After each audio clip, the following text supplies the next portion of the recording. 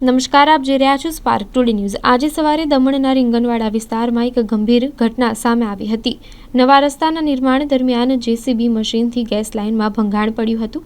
આ દુર્ઘટનામાં ગેસ લાઇનમાંથી લીકેજ થતાં આગ ભભૂકી ઉઠી હતી। આગની જ્વાળાઓ 15 થી 20 ફૂટ સુધી ઊંચી ઉઠી હતી અને જેસીબી મશીન પણ આગની ચપેટમાં આવી ગયું હતું।